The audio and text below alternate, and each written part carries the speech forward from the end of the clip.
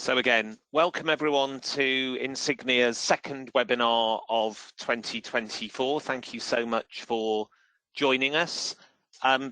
Today we are talking about a very important and topical subject, artificial intelligence, something which I know is very popular, and that has been proven by the fact that we have had well over 100 people sign up for this webinar, making it the most popular webinar in the history of Insignia's webinars. And actually, that's quite nice because today is actually our 50th webinar. We've been running these sessions for best part of 10 years. I know that many of you have been on many of those 50 webinars, and I'm delighted that 50 webinars later you're still here, and that actually they are becoming more popular than ever. So thank you for joining us, and here's to the next 50.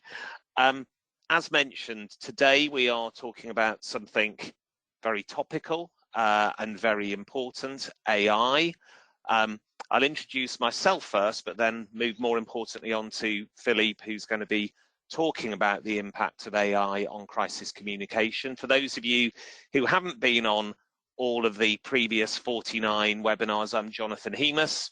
I'm the Managing Director of Insignia. We're a specialist crisis management consultancy, and we help leaders of businesses around the world to do and say the right things on the most challenging days of their business lives through crisis management planning, training, exercising, and sometimes advice. So thank you for joining us. And Philippe, our special guest for this 50th webinar. Philippe, could you tell us a little bit about your background and why you became interested in AI and its role within crisis communication?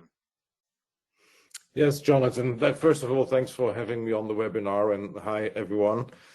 So my background started in public relations, let's say the corporate side, and straight from the back in my first week of working for a small PR agency in Brussels, I had to handle a crisis, so I was really dropped into it. But immediately found an interest in that specific part or that specialty in what is called communication or public relations. So throughout my career, so I spent 10, 15 years in the private sector. I managed several corporate crises, and for the last 10 years or so, I'm more into the emergency, natural disaster, pandemic, epidemic types of things.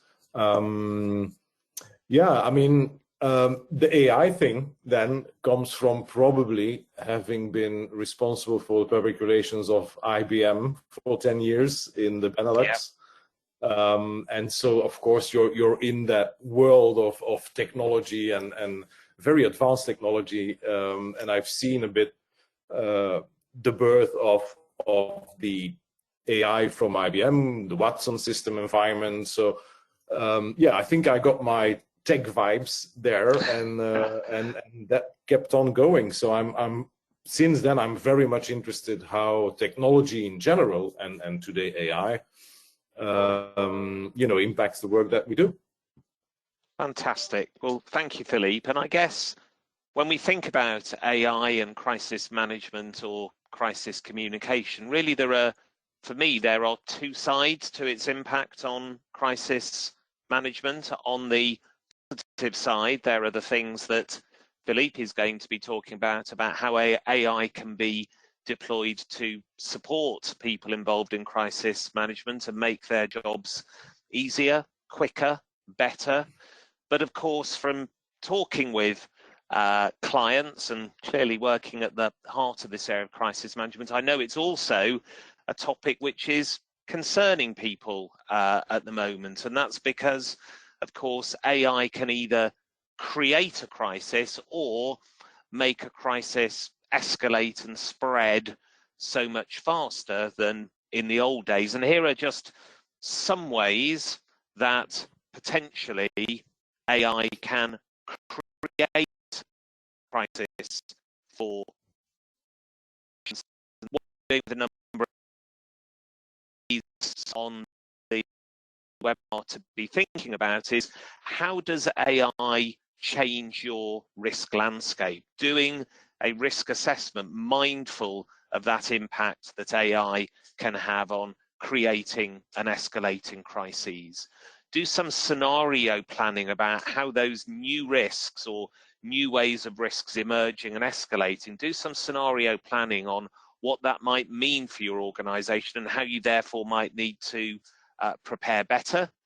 You may well need to tweak your crisis management or crisis communication plans to be mindful of the impact of AI. And of course, we never stop learning, we never stop exercising, and so think about including some AI-related scenarios within your exercising program. We can never be complacent about the risks facing us. And I guess just to illustrate that, before I hand over to Philippe, just looking at the past week or weeks of 2024, there are already multiple examples of how AI is being seen to play a role in crisis management, in the cause of crisis. So Yuval Noah Harari, the author of Sapiens.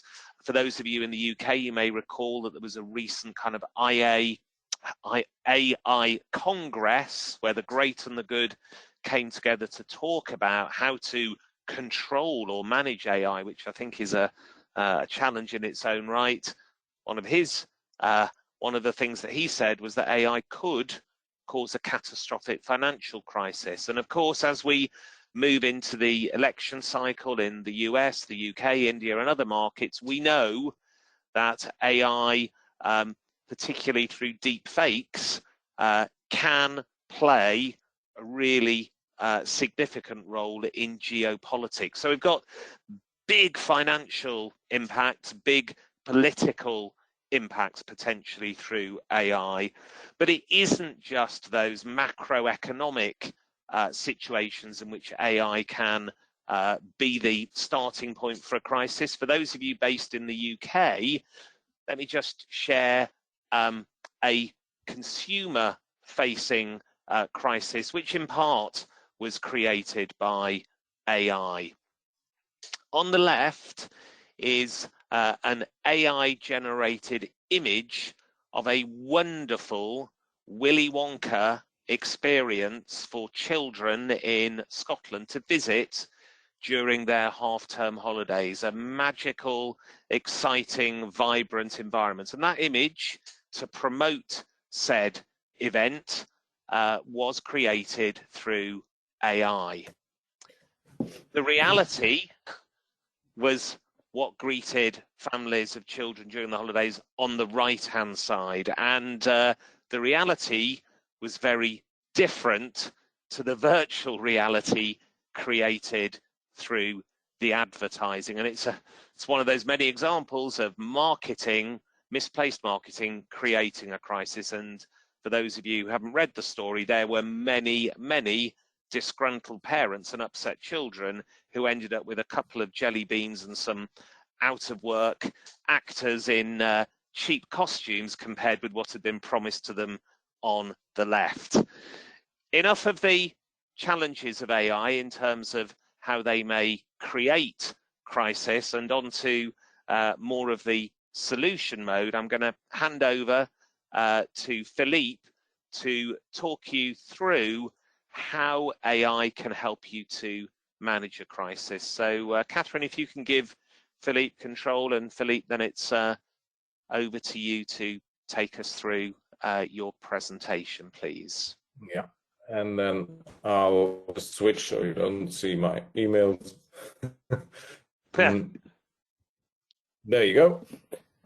Is this showing up? Because I see the interface, but it's maybe not clear. So are the slides showing up? I can see it. Can you see it at your end, Catherine? Yeah, just double checking. Yes, all good.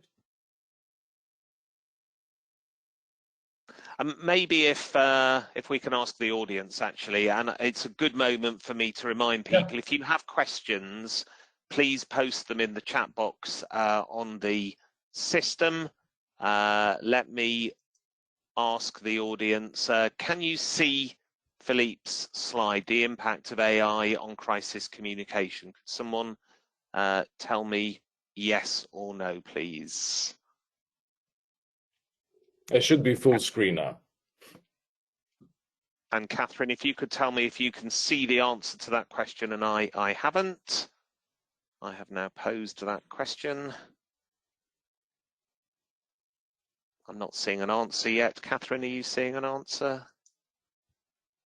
Yes, I can now see answers. We can see it. Excellent. Philippe, over to you. Great. Okay, good. But just to support what I'm saying, it's not like I would need these, but still there's some examples in there. Now, before I start talking about the impact of AI on crisis communication, so first of all, the focus will be on communication. I make a big difference between crisis management, which is the bigger scope of things, and on crisis communication. So this is a focus on the communication aspect. And then maybe two things I want to get out of the way right away when we talk about AI.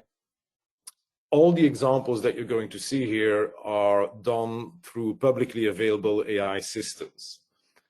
That is not to say that when you are in your corporate or public sector environment within your organization, that you should be using publicly available AI systems, be it ChatGPT or anything else. We are professionals. If you are serious about using AI, specifically in the context of crisis communications, then that should be done behind your own firewall, on your own servers, on your own IT infrastructure, and on your own, with systems trained on your own data and other data sets that you trust. So that is the first thing I want to get out of the way.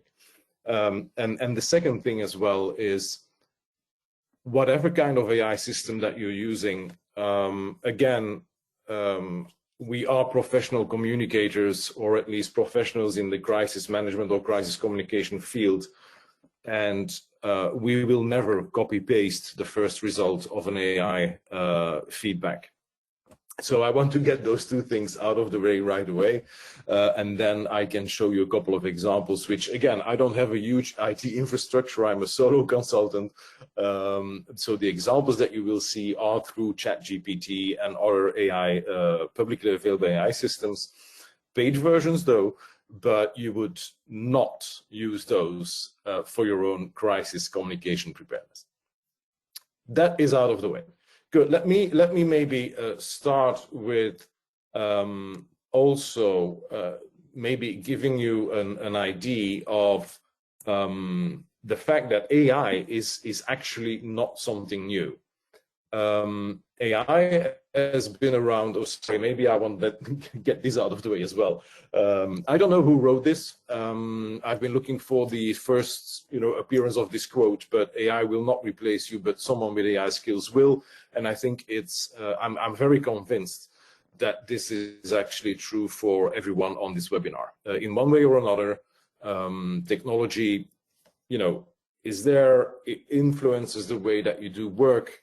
AI now is in a certain speed moment, and definitely if there is one recommendation I can do is at least get interested in AI, try it out, see how it works for you, get at least the big frameworks in your mind, because it will in one way or another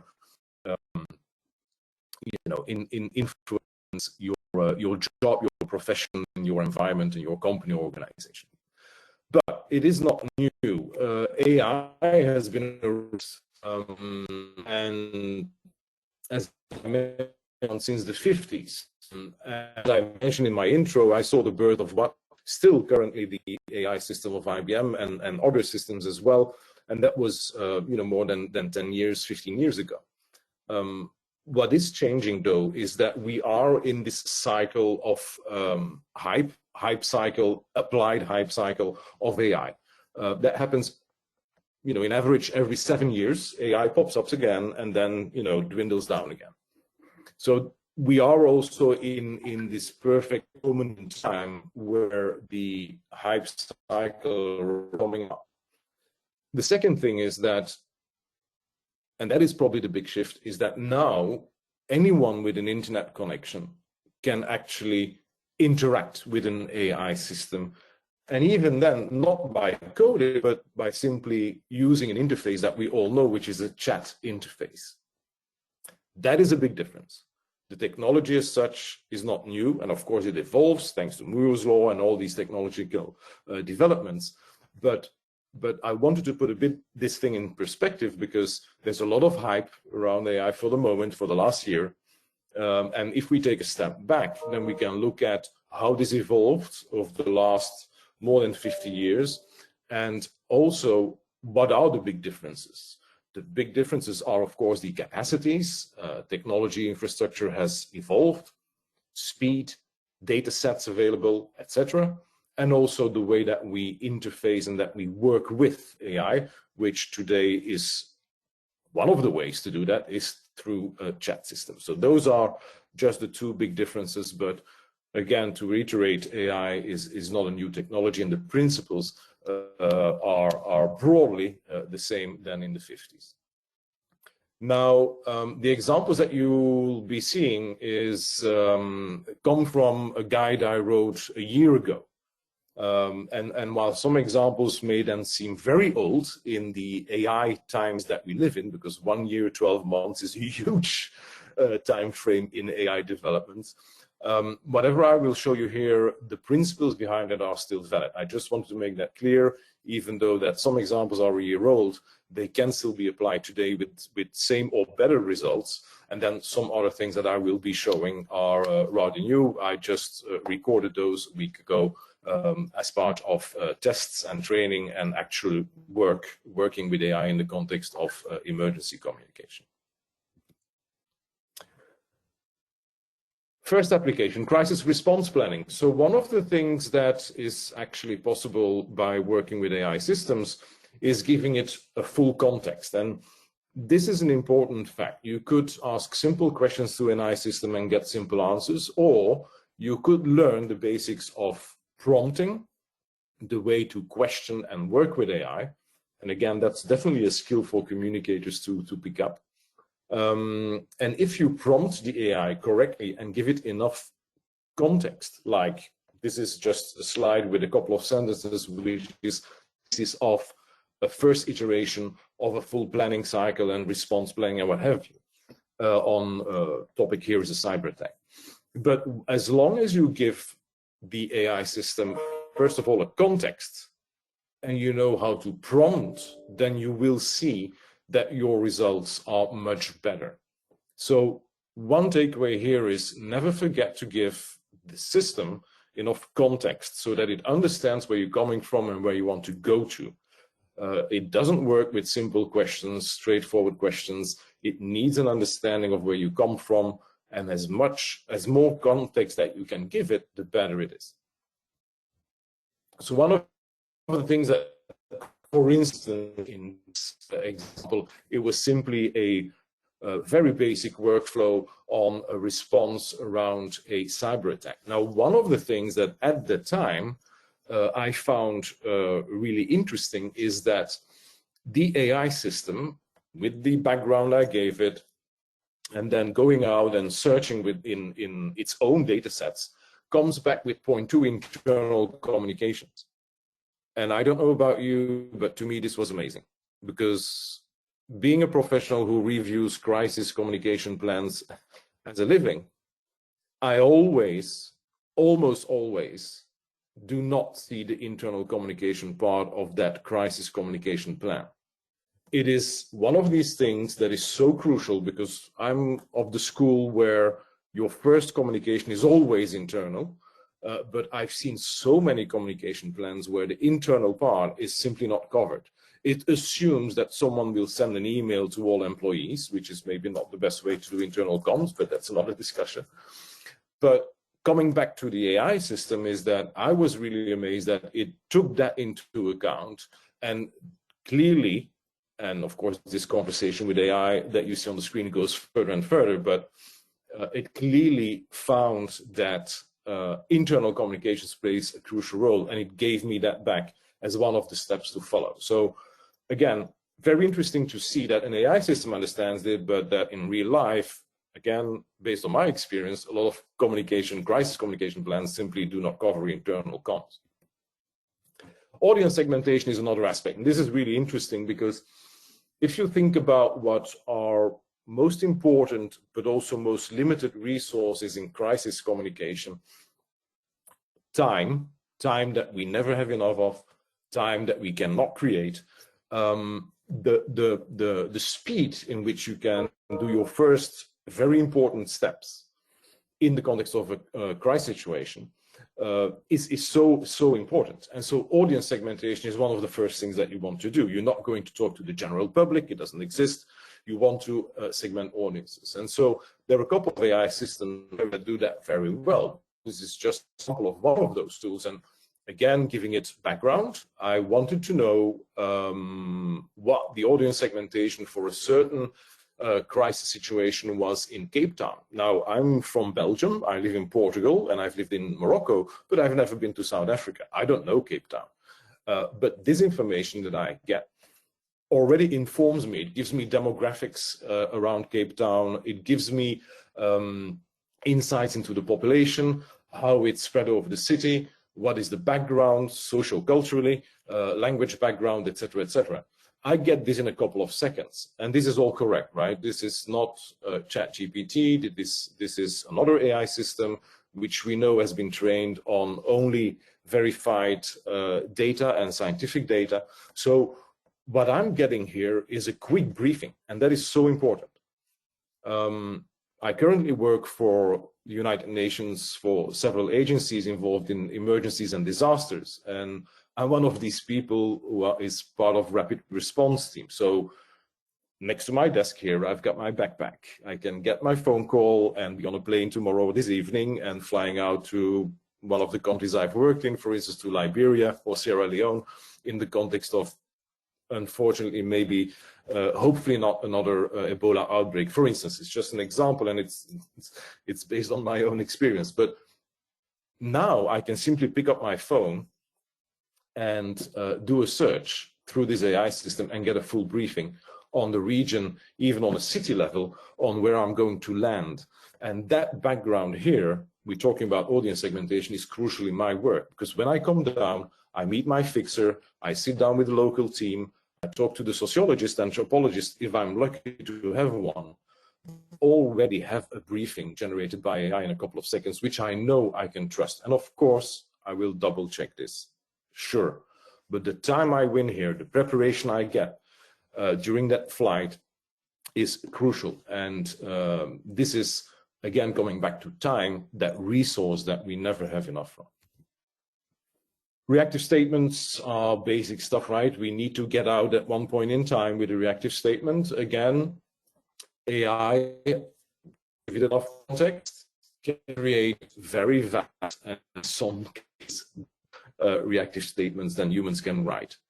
I often hear from people telling me, yes, but an AI system doesn't understand emotions, all these things that make us real human. Well, I'm sorry to say, but AI systems, if they are trained and if they are prompted correctly with the correct background and context, can work with emotions, do understand emotions, and can even transfer emotions. Several tests have been done, and it's just an example, maybe a bit out of the context of crisis communications, but it will show you how far AI is advanced. There have been studies done where patients who were ill would interact with an AI system and with their regular physician, doctor, medical doctor. And so this was a blind study, and what appeared is that, in fact, people preferred to chat about their illness, which is a very personal thing, with the AI system. And one of the main reasons why people prefer to chat with the AI system is that the AI system shows empathy. It shows also, I mean, what does that mean? Well, first of all, that AI can show empathy and understand human emotions and also reflect them in a conversational setting. It also shows that medical doctors maybe need a bit more training on empathic communication. But that's another topic. But so if you give an AI system enough context and know how to work with it, it will understand the importance of reactive statements and also of potential emotional aspects, and even in the phrasing and the keywords being used, will take that into account. As I said from the start, if you get this, you're not going to copy paste this and send it out. You are going to validate it as a human being, last check. But talking again about the time that you win, the most terrible thing that can happen is that you need to start with a blank page. Here, I already have a certain context. I have a first draft. I can iterate and I can save time again. Key messages, key message development. So if you've done your audience analysis, you could take that information, feed it to an AI system and say, look, in this context, with this audience segmentation data that I now have, the context of the emergency or crisis that I'm in, the steps that we're going to take or that we're planning to take or thinking to take, give me key messages adapted to my different segmented audience. And the system will understand that. Again, give it enough context, a bit of knowledge, which is the previous exercise that you've done, audience segmentation, and the system will give you key messages which will reflect your audience segmentation work, which will reflect your strategy, and which will reflect as well your intention, your next steps. It's not going to event that you're going to set up an internal hotline because you gave the system that element, we're going to set an internal hotline, as an action that you're going to take. But it will take that into account and it will then craft a first draft again of key messages. Again, double check, iterate several times until we have a perfect set of key messages for that specific audience. And then you can ask the AI to do that again for your second set of identified audiences. And again, it's about time saving and being very productive under pressure. Media relations Q&A, red teaming exercise is very important. So I've used AI to come up with very specific questions, again, based on a crisis scenario, so that I could media train my executives. I remember when writing my little book that I showed in the beginning, the first set of questions were too nice. And so I asked the AI at that point in time with the exercise, I said, no. Make this a really angry journalist. I mean, someone with an agenda. And so it adapted these questions and potential answers because I gave it the context of the crisis as well from an organizational point of view. And so I've got a scenario with which I can train my executive. Again, it's a matter of saving time, but also giving you ideas. I mean, I've done a lot of media relations, don't do it anymore, but I've done a lot of media relations in the context of crisis. But still, if you have to come up with these things on a blank page, I like to get, a first iteration, and then it gives me ideas sometimes where I say, oh, I didn't think about this, and I can work with that. So in media prepping in the context of crisis, it really helps. And of course, what we're going to see more and more, this is just one platform out of the market where you would, in the context of prepping your executive, do a mock interview through Zoom, for instance, or anything that can video record anyway. And what happens here is that on this platform, there's an AI system which has been trained specifically to look at how you talk, the rhythm, the words that you're using, emotional level, stop words, etc. So it will analyze completely your mock interview and give you feedback, and also tell you, look, watch out, you've got stop words there. There you were, not enough more emotionally involved in what you were saying. You were looking away, etc., etc. So it really helps you to analyze yourself or your executive, and then improve on it. It also gives you tips on how to improve your delivery, and this can help enormously. It's sometimes difficult, to tell someone, oh, you're not really good in media interviews under pressure. When it's a system, you can explain that because it's based on scientific research, this one at least, on how we communicate and the importance of emotions and what have you. So it's a bit more objective, let's say. But know that these tools exist as well. Operational efficiency, standard operating procedures is something else that AI can help with. Again, giving enough context, I've asked here for a standard operating procedure around crisis communications. I've asked the AI to format the output in a table format, works better. And the crisis, again, is a cyber attack. Simply, I'm taking cyber attacks because that is one of those crises that we don't have to worry about the question if they will happen. It's just they will happen. So it should be a standard approach now.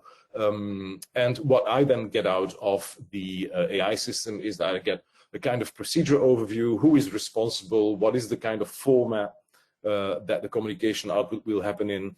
So again, it helps me also brainstorm. It's not just looking at this, taking this for face value and then moving ahead. It's also a brainstorming exercise. Did I miss something? Because I have my SOPs, of course, but in this context, changing a couple of variables, maybe another crisis, maybe another organization, maybe another industry. Did I forget something? And an AI system could give you other ideas and look at, oh, maybe you have to look at that detail and maybe expand on that. So a very good application of AI is also as a kind of brainstorming buddy, virtual counterpart where you have discussions with on things that you already know, but it gives you new insights. Now, there are a couple of challenges with AI in general, and then specifically for crisis communication. We know that AI data is biased, which shouldn't be a surprise, because AI has been trained on data created by humans, and all of us here are biased. If you just look at our biases around communication, which impact our communication, there are more than 42 of them, and we all have them, independent of our background, of where we come from, our culture, and what have you. So it's normal that the data is also biased. So one of the things that you want to do when you start using AI within your organization, again, on your own servers, behind your own firewall, in full collaboration with your IT department, is look at the data sets that you're going to train your AI on. Are they biased? You could look at them and remove as much bias as possible and then work with that sets. But no, there is data bias intrinsically in the system because it's human data, of course, and we are biased as well. It is dependent on pre-training. So ChatGPT, we know it's been trained until that specific date, other systems as well. So it is dependent on pre-training, but again, in the context of crisis communication for an organization, you would pre-train the AI system on your data sets and maybe on some external data sets as well. I mean, there's publicly available information which is correct that can be included in that pre-training. But you have your after-action reports. Hopefully, you have documented your previous crises. You maybe have specific reports for your industry or your specific area of work. So those are the kind of data sets that you could include in pre-training. There is an ethical question, and one of the research areas I'm working on with the crisis communication think tank out of the US is looking at how far do you need to go in telling people that your reactive statement, your risk communication message has been either 100% created by AI, co-created by AI, or has not been, or AI was not involved at all. It's an ethical question. I think, at least in the EU, the law will move faster. I think we'll soon have a law that tells us that we have to label content if and when it's been created by or assisted by AI. But one of the research things we're going to do here is, if people know that your crisis communication or your risk communication message is co-created or created by AI, what is the perception? Will people trust that message? Or is the trust more important to be with the organization sending out that message? First, research has shown that people really don't make a difference. The thing is that those research projects were based on branding and marketing messages, not on risk and crisis communication messages. So there is a big difference between the two. But it's one of those areas that will be interesting to see. So first of all, from an ethical point of view, as a public relations professional, I am very transparent when I use AI or not. My book was co-written by AI. It states it on the first page. My newsletter is co-written by AI. It states on every single issue I send out. I have no issue with that. And I think when we work in crisis communications and risk communication or emergency communication, it should be indicated as well. The only thing is that I want to know is if it's marked co-created by AI or created by AI, what is the perception? Will people react differently on my messages or not? And that it will be an interesting research project, which probably will start this year. Data security. That's why I said from the beginning, if you are serious about working with AI and specifically in the context of crisis communication, please do it on your own systems, behind your own security infrastructure and with your own data, although you can use, again, reiterate that, you can use data which is out there as long as you know where it comes from and what the quality of that data is. But please keep in mind that there is such thing as data security. And you should be working with systems which are completely controlled by your own organization. To close, the future of AI, well, one of the things that I wanted to show you, there's a lot of things in development, of course. What you're seeing here is a lot of text, I know. But if you can just look at the highlighted things, you will see that these pieces of text have a name, have an age, a gender, an ethnicity, etc., etc., etc. They also have a role. The next one, John Smith, 35, is an operations team member of organ. So what you're seeing here is the structured description of what we call an AI agent. So it's an AI personality which has been programmed and briefed based on these pieces of text. So it has a name, it has an age, it has a gender, it has a background, it has a role to play. And together with some researchers, what we're trying to develop here is a platform where you would have 20 of those AI agents pre-programmed, or depending on what you want to do, you could program them. And then what we do is we have a kind of AI simulator platform and also what we call synthetic audiences and stakeholders. And in fact, those AI agents that I just showed you could be your stakeholders. So imagine that you want to run a crisis exercise, tabletop, pretty standard. Well, most of the time it's 5 to 10 people in a room around a table, human beings, and that's all very well. But we also know that there's many more stakeholders out there that are today simulated on paper or maybe with a pre-prepared video clip. In this case, it could be generated by an AI synthetic agent. And that agent, because it's been pre-briefed, could play along in your scenario and give you human-like reactions and make decisions. So we've tested this out, it's research. We've tested this out on again, a cyber security incident in the port of Antwerp. That was the scenario. We fed it the full context of the port of Antwerp, which operational side, the economic side of the port of Antwerp, etc., the political side of Belgium, which is very complex.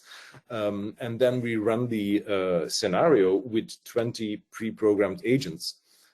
And amazingly, because it's in a closed environment, because it's pre-trained, it's not going outside, picking up data which we cannot control, so it's all in a controlled environment. What was amazing to see is that the interaction between the AI agents, which are machines, let's not forget that, contained no hallucinations at all.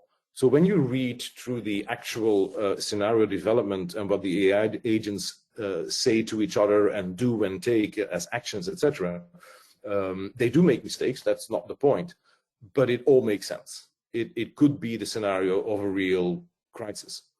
And so I think when you look at the future of AI, those are the next steps. We will be working with synthetic audiences based on relevant, scientifically checked data. We will have vertical applications of AI. For instance, the one I showed on that can be used for media training, but we'll have others specifically for helping with the operational side of crisis management. Then search is a big issue. When emergencies happen, we suddenly need hundreds of people with a background in emergency, and then specifically most of the time with that specific emergency. So if it's an earthquake, we need people with earthquake experience. It's very difficult to find them. AI will be able to do that. Resources, the logistics of emergencies in the more private sector, I think we will see AI crisis management systems specific by industry, because everything is rather, peculiar for a certain industry, not the same with the other. So we will be seeing these more vertical applications, and then the broader platforms, as I just showed, with synthetic audiences and AI agents talking to each other and supporting us in preparing us better for the next big one. So that's a bit my glass ball and looking at the future of AI.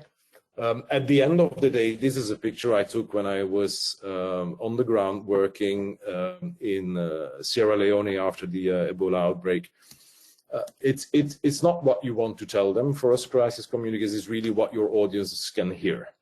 And anything that helps me win time, which I don't have in an emergency situation, anything that can make my work more productive, anything that can speed up my interaction. Because in these cases where I work on pandemics, epidemics, it's not about saving face, it's not about saving reputation, it's about saving lives. I will take it. And AI has helped me in these situations enormously and still helps me day to day. As long as you know how to manage it, how to work with it in a secured environment, in an ethical way, it is technology that definitely can support us in crisis comms, in risk comms, and in emergency comms. And that is my last slide, I think. Just a QR code if you want to connect later on. Very happy to connect with anyone of you if you have more questions apart from the webinar. But that's it for me. Philippe, thank you so much. That was fascinating, and it has stimulated questions. We've got 5 or 10 minutes before I do my wrap up, everyone. We've got a couple of questions already. So the first one is, you mentioned that research has shown the use of AI seems not to have a big impact on perception or trust. Do you think this might vary depending on the mission of the organization, e.g. humanitarian emergency management organization versus a private company? And Catherine, could you give me back control of the presentation, please? Yeah, John, it's a very good question. We don't know that yet, so that's why it becomes a research project. My gut feeling tells me that after a certain time, people will maybe not make that big difference. Oh, it's AI generated, or oh, it's AI co-generated. I always think that people will ask themselves, where does it come from? What is the entity sending it out? And we know there's a huge trust issue, both with corporations and political entities or governments around the world. So I think, and again, it's gut feeling, I don't know, but my intuition tells me that the message being generated or not by AI will not make a big difference in the perception of that message. It will be always the source. Who's sending this out? Do I trust this entity, this organization, this company? But again, gut feeling, research will show that out. Firstly, I've just got to say I've deleted a question that someone had posted in error. So if you asked a question just 3 or 4 minutes ago, I deleted it by mistake. So please repost it. I guess I'm kind of going to ask almost the same question again in a slightly different way, Philippe. I just think it's a really interesting discussion and consideration around, do people trust particularly big businesses, more or less than AI? Because we know that people sometimes don't trust big business. Are they more likely to believe something that is AI generated than is generated by the PR gurus within an organization? Well, I mean, well, first of all, AI in itself will probably not generate anything. I mean, if it's still a human saying, I want you to support me with this. There will become a time probably where we have AI systems who decide by themselves to communicate more broadly than with the user. But no, I think it comes back to the organization, about the ethics, about the trust level, about the transparency. I'm really urging organizations who use AI today to create content, and many do already, to simply be very open and honest about this. How are you going to use AI? How are you using it today? And if you produce content, will you label it as such or not? And I think you should. But that is an ethical question, and we know a lot of let's say professional associations are really working on that. There are a couple of ethical guidelines already out there for the public relations profession, but I think we need to zoom in on the crisis communications profession as well. We are not, our job, at least if you do it 100% of the time, sure, we're part of the big family of public relations and communication, but we are a specialist area. And as I said, we're not always responsible only for reputation. We are, in many cases, also responsible for lives. And that does change the game. I think we need a clear ethical guidance on how to use AI in the context of crisis communication, risk communication, and emergency communication. Yeah. No, absolutely. It's one of the things that's very important to us here at Insignia, that our mission really is to end the needless harm caused by mishandled crises, and that is the harm not just to reputations and business, but to the people who are affected by a crisis. And I think, again, this trust issue is coming up quite a lot in the questions. So let me give you Carlos's question. One of the reasons why science is trusted as an interpretation of reality is because results are reproducible. In AI platforms, you may well receive very different answers to the very same question, though. Don't you think there is a potential trust issue with AI in there? Yeah, and that is the case. That's why it is about training. So again, taking a step from the publicly available systems, go back to your own organization, and then look at how the system will be trained, and on which kind of data sets, which kind of large language models. Some models are more strict than others. It's about how you set them. You could, so when you use, for instance, ChatGPT or whatever, there are settings in there that you can open it up and close it down to be more narrow or more broader. Will you get always the same response? That depends on your prompting. So there are a lot of things influencing that fact that, can I replicate this or not? So that is a big important aspect. How is the system built, pre-trained, set, and all these kind of things, which is a bit tech. On the other hand, it's also about prompting, right? Because we can ask questions in different ways and not always expect the same answer, or expect the same answer, but then it depends on how you ask that question. So that is the prompting structure that you're using. So there's a lot of things involved in that aspect. On the other hand, there are LLMs or large language models who are specifically trained and programmed to assist research, right? Yeah. So this is not ChatGPT or the ones that you have out there. Those are very specific for very specific scientific fields most of the time as well. But it comes back to how they've been programmed and what their purpose is. Why have they been created? They are very niche. They only do that, and they've been, put in a very small box, not small box, but been trained and programmed so that they do come back with verifiable information. We are very far away from the openly accessible, free to use systems like ChatGPT, Claude, and what have you. And I think, you know, what we're seeing here, we are at a frontier here, and we are learning. I mean, the forum that I mentioned, that I showed earlier on, that was the coming together of nations to try and work out the implications and ethics and management of AI, and it's the same within this environment. Again, there's another question which is, well, similar lines. What about the, sorry, I'm trying to find the right, what about the possible mis or disinformation generated through the use of AI? Is there a way for organizations to counter this issue? Yeah, it's one of those things that again is very it's very visual, is very much in the news. Jonathan, you started with a couple of examples as well. Yeah. And it's a real danger. But again, and maybe I might sound a bit philosophical, but every single technology that we've ever invented can be used for good or for bad.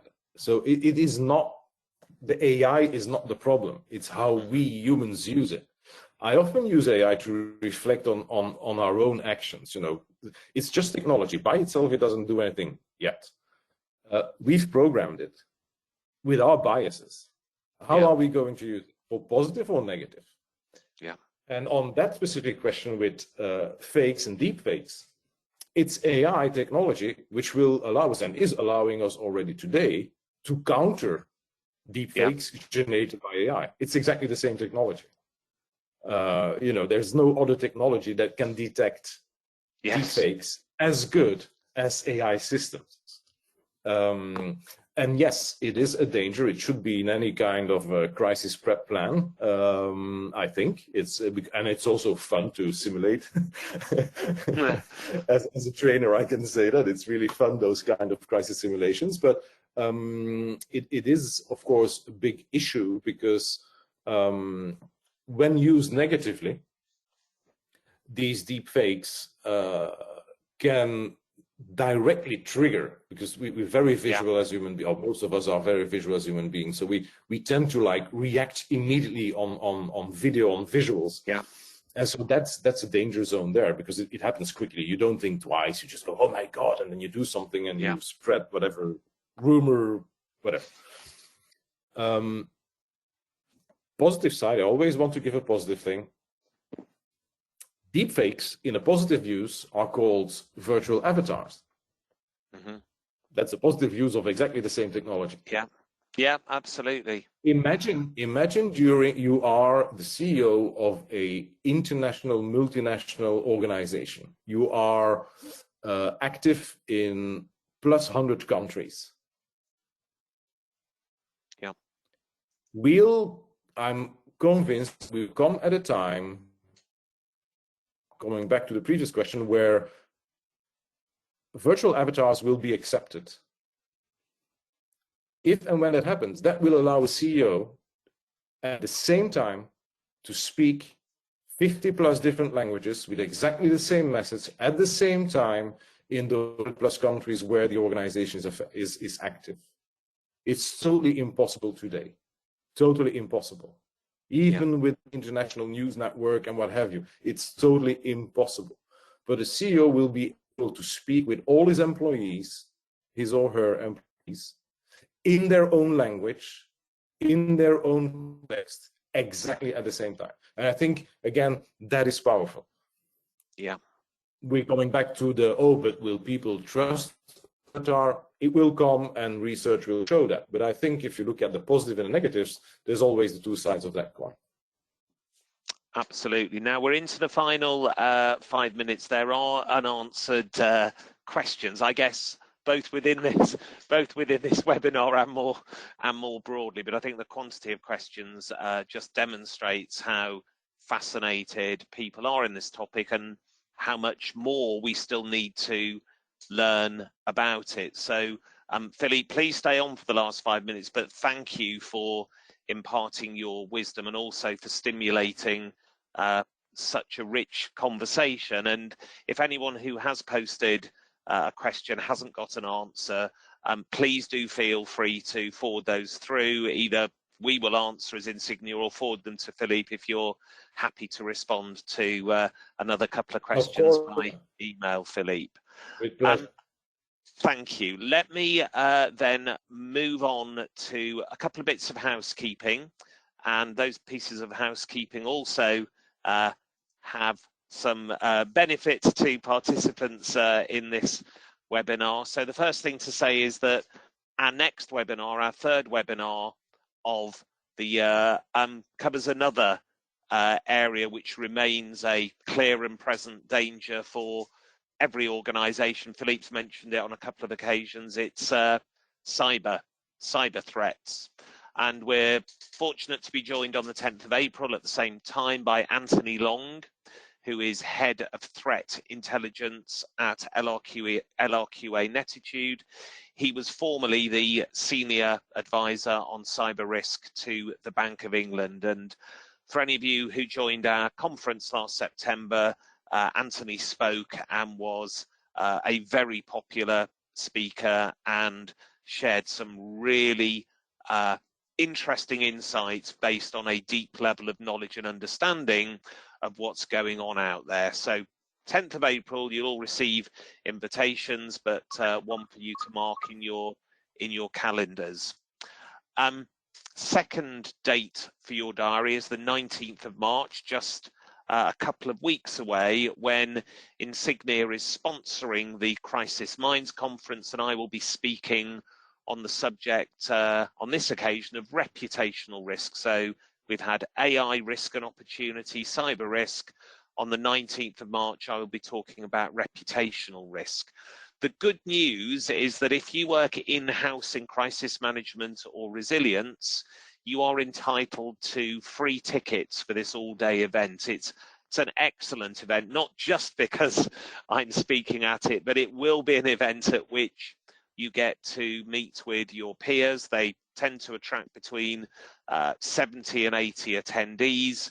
It's an all-day event, panels, presentations, and as I say, also that opportunity to share war stories and challenges with your colleagues in crisis management. In the follow-up email we send after this event, we will include a link to register for that event. If anything you've heard on this webinar has worried you, or if you're looking to improve your crisis preparedness, we'll also include a link to our crisis readiness scorecard. It's a rigorous and pretty robust way of evaluating how ready for crisis you are. It generates a full report highlighting areas of strength and weakness, and it's absolutely free of charge. So 3 things, if you haven't had enough crisis management for one day, that you can participate in: the webinar with Anthony, the Crisis Minds event, or Insignia's crisis readiness test. So my contact details are here. If you have any further questions, if there's anything we can help you with, if you'd like to contact me for any other reason, please scan and respond. As I say, there will be a follow-up email with a recording of this session. I would once again like to thank Philippe for his contribution to this session, and also to all of you for joining and for your questions, which, as I say, made for such a stimulating discussion. Thank you. I hope to see you again in April, and I wish you a crisis-free afternoon. Many thanks. Thank you, John.